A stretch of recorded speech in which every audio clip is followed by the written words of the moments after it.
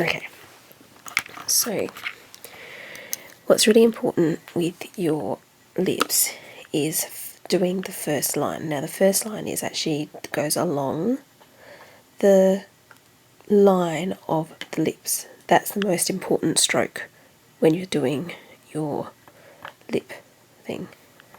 So start from one corner and you go across the mouth and kind of go back and forth a little bit and then stop at the next corner. Now you kind of see where the stitches end, that's where you stop, and we're kind of like the kind of little fabric dips in, that's where you stop at the edges of the mouth. Now if you get that line pretty spot on, the main thing that I find that with lips that you can really stuff up is making this part of the lip way too thick. This has to stay really thin and then it just goes out into a kissy shape. If you make it thick around here, their mouths just doesn't look right. The way that they're moulded under the fabric, if it's thick over here, it just totally takes away the whole look of it. The next step I tend to do is the top lip, and how I do this is to do the 2 bumps by going and drawing 2 circles. So I draw 1 circle following kind of the shape of the lip underneath the fabric, and then do the next circle. So we've got a nice heart line kind of lip, top lip, and colour that in. Alright, then we go from there to the point straight down to a little tiny kind of like triangle shape and just fill it in. So triangle, little tiny triangle, and fill it in. So that's our top lip. As I said, make sure you keep those corners really quite thin on the top lip of the mouth. Alright, then we've got a little lip poppy ends about there. So we do a curvy line. Keep them really pouty because that's the kind of design their lips are. So we do a nice curve and then we fill that in. And that's how we draw on the mouth. Like that. So now I'll continue back to my original video, so stay tuned, back to my brunette. So just brushing some of the colour out by just rubbing between the lips. Don't rub over the definition of the outside line, otherwise you're going to find that your lips will go all smudgy. Just takes off some of that excess colour and blends it in really nicely, so it's more of a subtle look. Now sometimes you will find that there are little bits of fluffy, bits of the fabric come up, so the best way to just deal with that is once you've blended it in, just go over it again with a toothbrush just to kind of bring the grain back. Alright, definitely do this after you've blended it in with a cotton bud, because you don't want to then smudge any of the colour. So, and you can also do it with your finger as well. So that gives her lovely lips. So then that just gives her nice lip colour and nice lip shape. And I find that's the best way to kind of get a really nice original shape.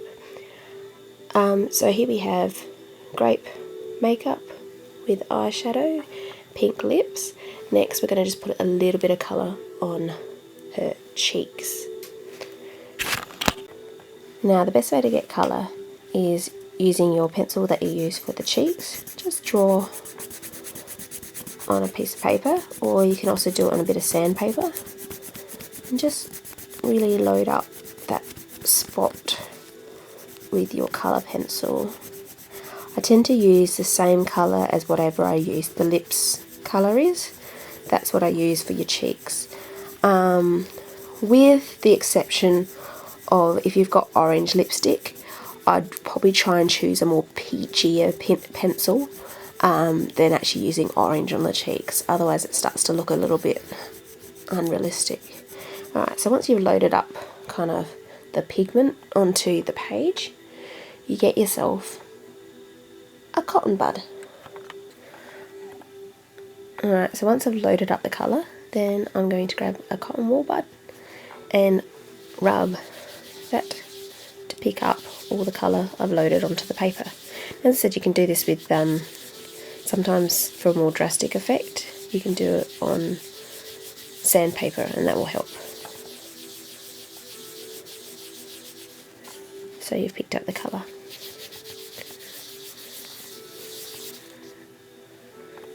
And then you just brush it onto the cheek.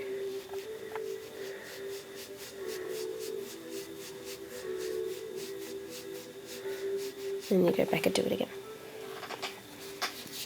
And brush it onto the cheek. So just keep doing that process until you build up the colour. So just keep going, grabbing the colour and then popping it onto the cheek.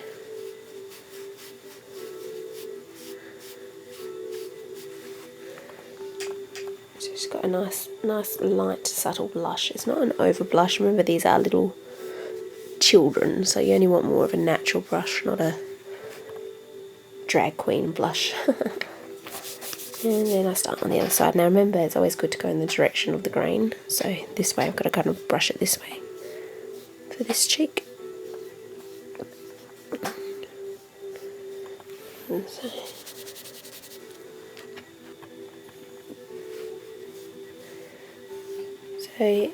as you can see, I've just followed the line of the curve of the cheek, and that's the way I've kind of put it on, and that's what you're highlighting. And then on this side, just going up with the grain, going up. So it's just lining the cheek area. So there we go. And she has her nice pink cheeks. As I said, it's nice just to keep them quite subtle. Don't like overdo it. In the end, if you finish your doll's makeup and you think you've just done it wrong or you've made a mistake, you know what the good thing is? With pencils, you can wash them off. That's why I never ever recommend using any permanent inks or paints or anything like that. Pencils are great because you can wash them off if you need to, but she looks pretty good to me.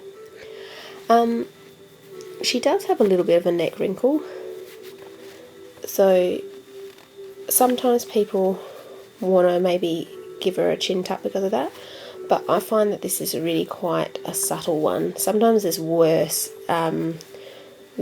facial sag where as she pulls away from the face and it just looks really baggy, but I think just smoothing it out with a finger a little bit and then looking at her, it really doesn't actually affect her.